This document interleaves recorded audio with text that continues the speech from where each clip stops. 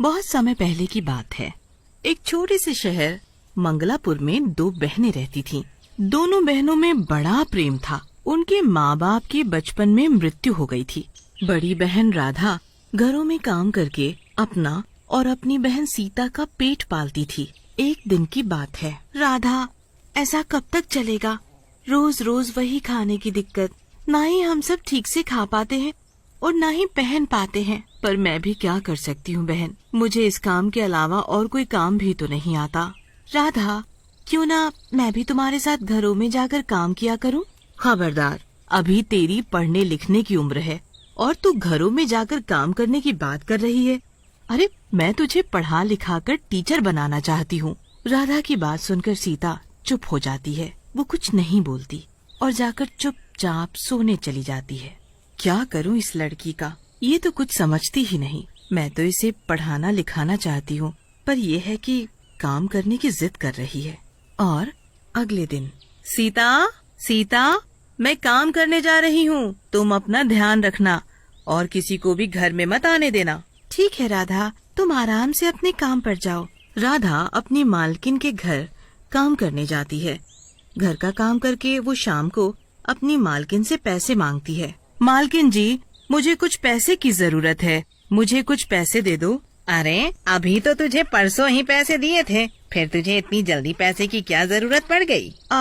वो मालकिन जी, मुझे अपनी बहन के लिए किताबें खरीदने के लिए चाहिए।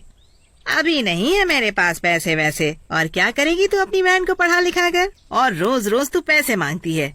अरे, मैं नहीं दे पाऊंगी। तुझे काम करना है तो कर, वरना जा यहाँ से, समझी?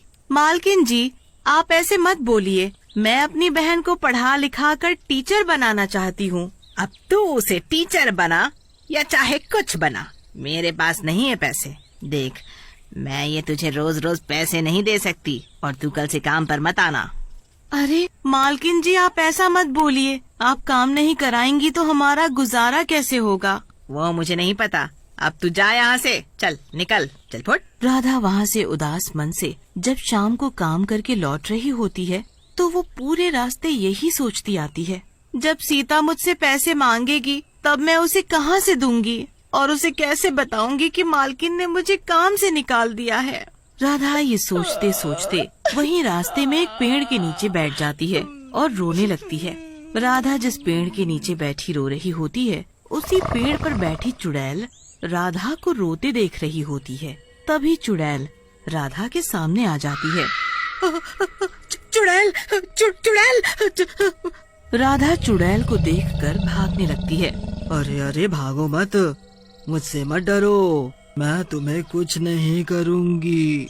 पर तुम तो चुड़ैल हो और मैं कैसे मानूं कि तुम मुझे कुछ नहीं करोगी? हाँ? अरे सच में कुछ नहीं करूँगी। अच्छा, अब तुम मुझे ये बताओ कि तुम इस तरह रो क्यों रही थी? हाँ? राधा फिर चुड़ैल को सारी बात बताती है। तुम चिंता मत करो, सब ठीक हो जाएगा। अब तुम बस अपने घर जाओ। राधा जब अपने घर जाने लगती है तो चुड़ैल भी राधा के साथ साथ उसके घर चली जाती है। इस बात का पता राधा को नहीं चलता कि चुड़ैल उसके साथ उसके घर आ गई है। राधा के घर आते ही सीता राधा से पैसे मांगती है। राधा, तुम अपनी मालकिन से पैसे मांगकर लाई हो? वो सीता, मालकिन ने मुझे पैसे देने से मना कर दिया। पर तू चिंता मत कर बहन, मैं कहीं न कहीं से पैसे का इंतजाम कर दूंगी।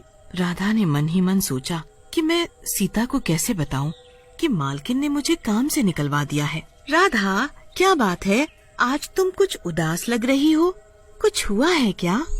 राधा सीता की बात सुनकर रोने लगती है।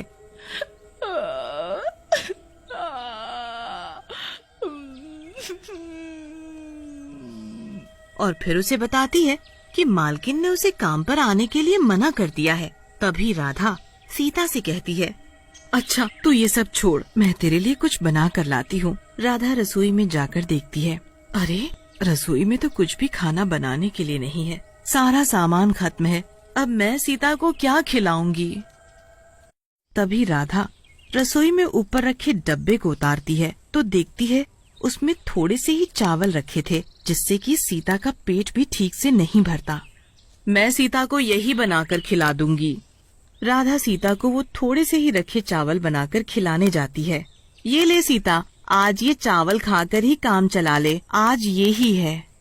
सीता देखती है कि राधा अपनी थाली नहीं लाई। राधा, तुम्हारी थाली कहाँ है? राधा कुछ नहीं बोलती तो सीता सब समझ जाती है और वो चावल में पानी मिलाकर आधा राधा को दे देती है और आधा खुद खाती है। खाना खाते खाते राधा रोने लगती है। राधा, तुम रो मत, हम दोनों कुछ न कुछ तो करेंगे जिससे कि हम पेट भरकर खाना तो खा सके। तभी सीता के दिमाग में एक आइडिया आता है। क्यों न तुम मेरे स्कूल के बाहर चिली पोटैटो बेचो? मेरे स्कूल के पास ही एक आंटी खाने पीने की चीजें बेचती हैं। उनकी बड़ी कमाई होती है, तो तुम भी स्कूल के बाहर चिली पोटैटो बेच सकती हो। पर तेरे स्कूल के पास चिली पोटैटो बेचना ठीक रहेगा? तुझे अजीब नहीं लगेगा? नहीं राधा, मुझे क्यों अजीब लगेगा?